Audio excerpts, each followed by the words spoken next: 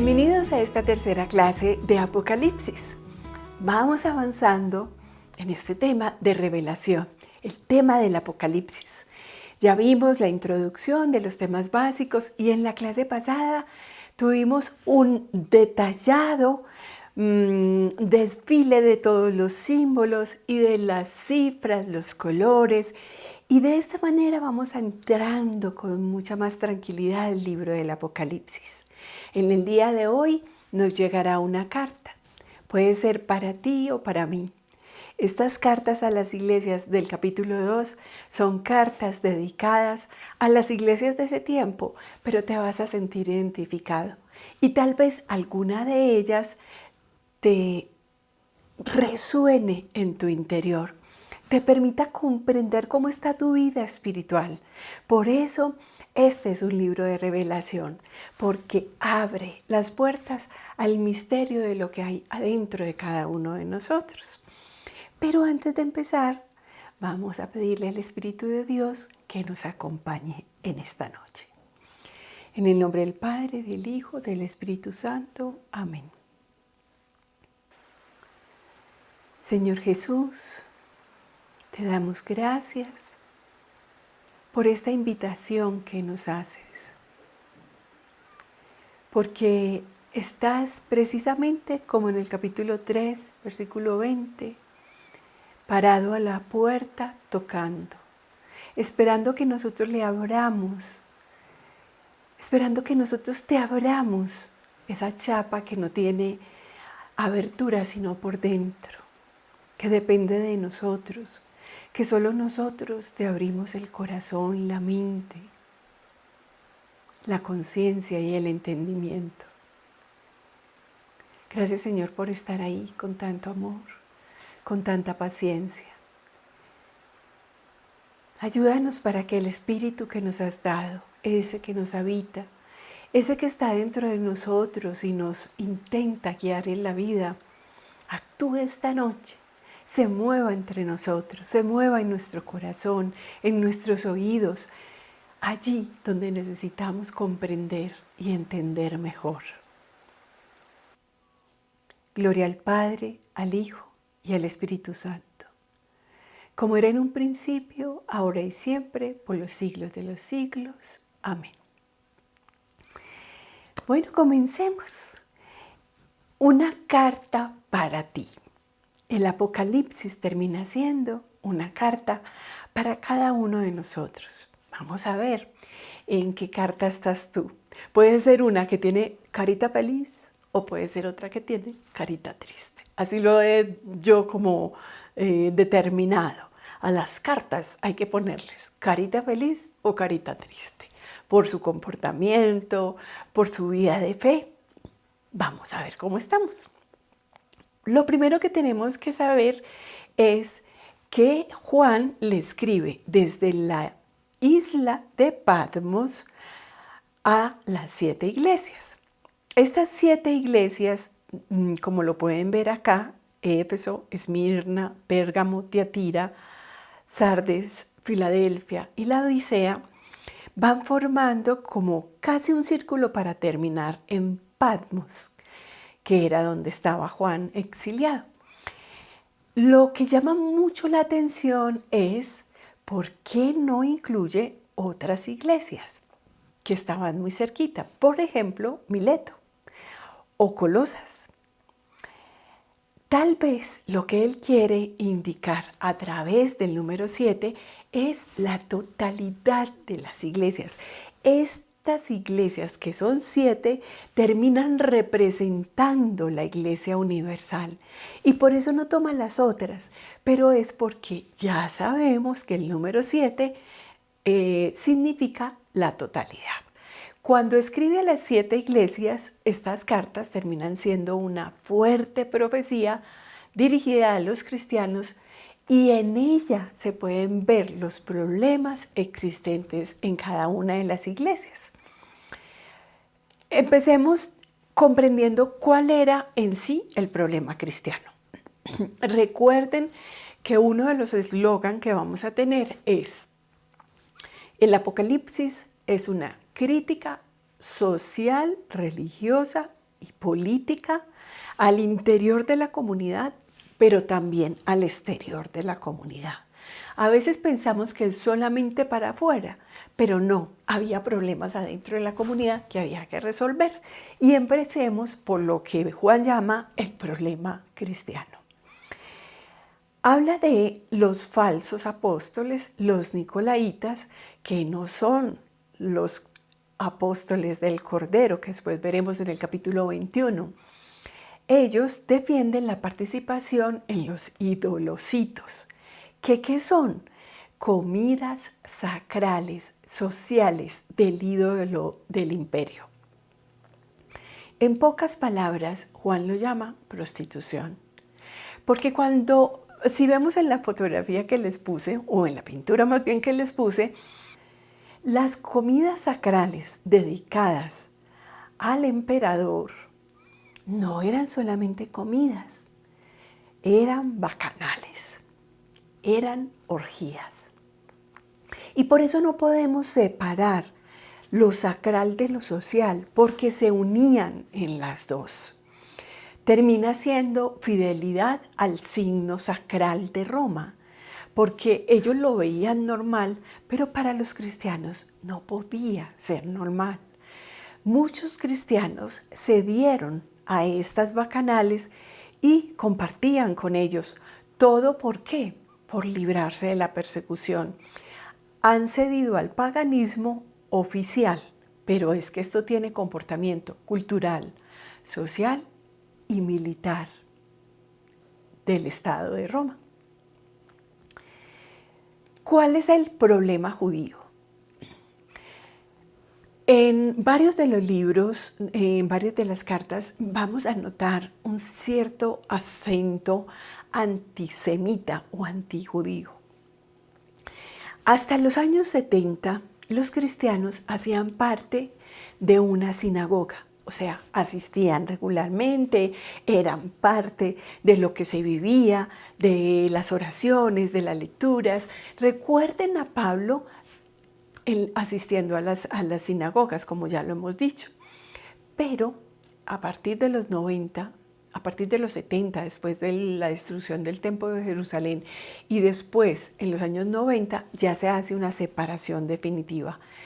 Y Juan los llama los falsos judíos, porque expulsan a los judíos de las sinagogas, privándolos de la protección social que el judaísmo gozaba en el imperio. A pesar de que tenían muchos problemas, tenían cierto respeto en el imperio romano. Dejaron a los cristianos sin defensa legal ante el imperio. Juan responde con mucha dureza llamándolos la sinagoga de Satán y defendiendo el verdadero judaísmo de la iglesia. Quienes eran herederos de Abraham eran los cristianos, pero ellos que se portaban de esa manera con sus hermanos, con sus familiares, dejándolos sin ninguna protección y en manos de Roma, eran falsos judíos. Para aumentar el dolor, tenemos que decir que algunos señalaban a los cristianos. Ese es cristiano. Y esa denominación o ese señalamiento terminaba siendo muerte para esa persona. Por eso es que se señala tan duramente a los judíos. ¿Cuál era el problema frente a Roma? Los nicolaitas y jezabelianos, ahora vamos a ver exactamente qué es uno y qué es el otro, han resuelto todo el problema que había frente a Roma, separando lo social y religioso, y han pactado con Roma. El Evangelio es un programa, un estilo de vida total. La iglesia es una comunidad humana integral. Tú no puedes, estando en la iglesia, compartir de manera pagana con los demás. A veces nos habían dicho a nosotros que éramos antitestimonio. Durante mucho tiempo nos señalaron y dijeron de nosotros que eran antitestimonio, porque estaban en la iglesia, pero igual estaban en su vida social como si fueran paganos.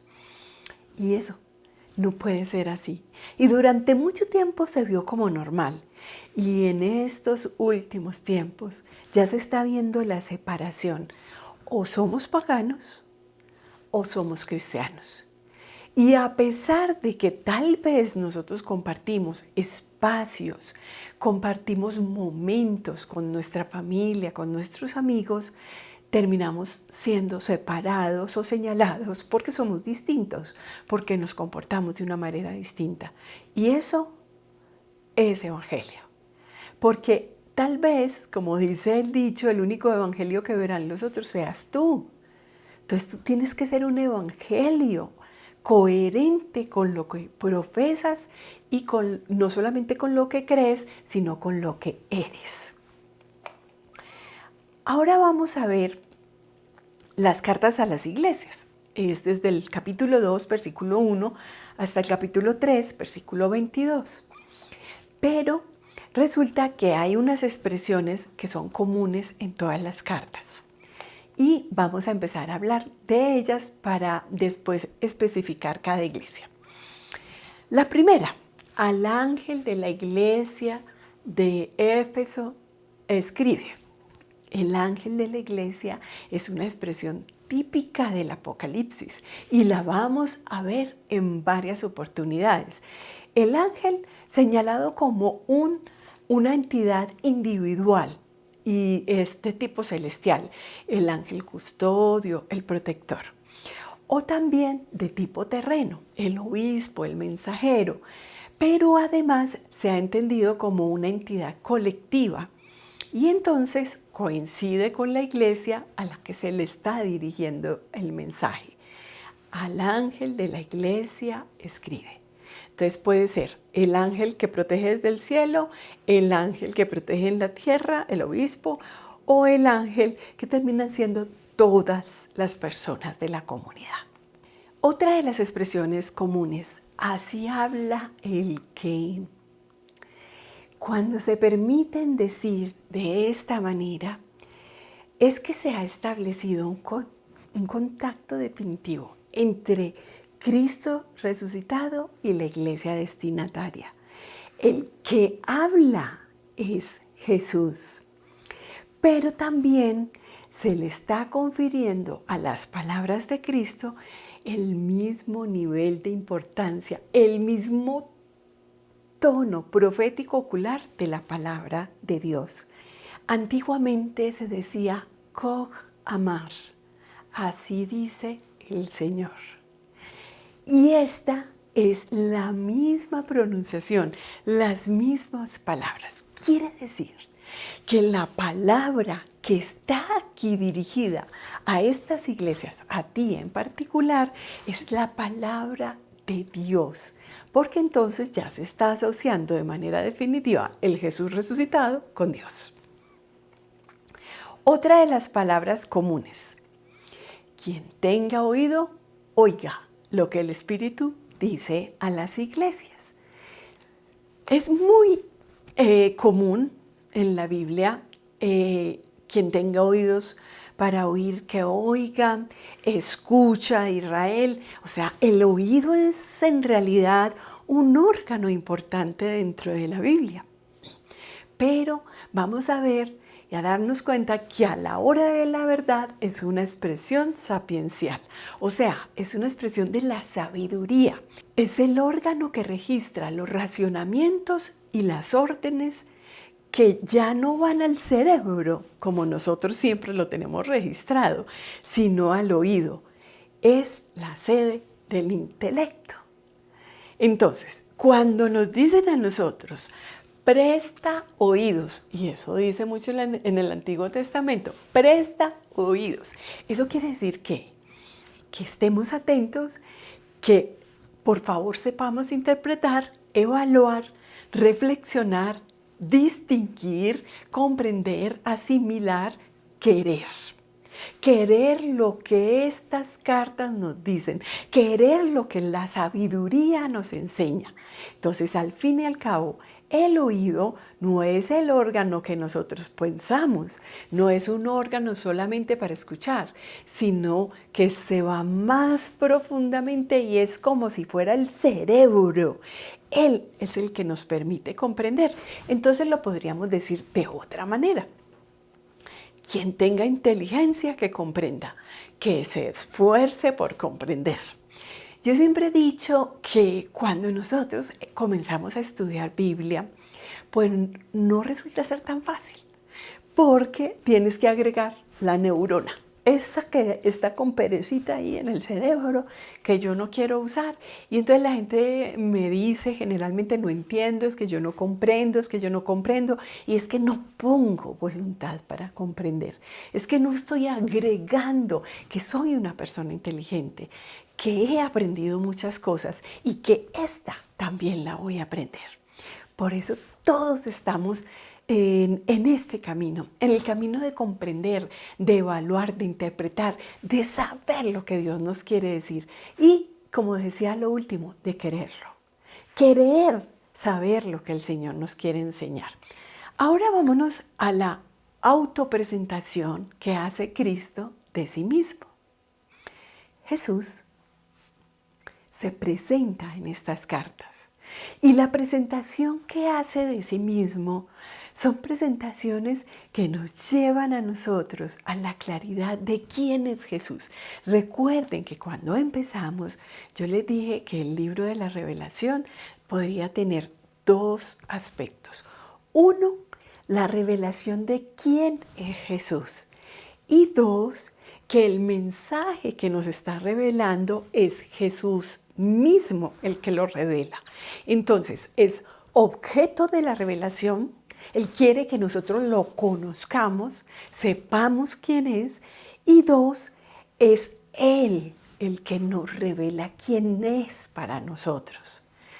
Por eso, antes de pasar a este tema, vamos a hacer un pequeño break para que sepamos si hay alguna pregunta, porque es que este tema de la autopresentación de Cristo es fundamental. ¿Quién es para nosotros Jesús? ¿Quién es para mí en este momento de mi vida?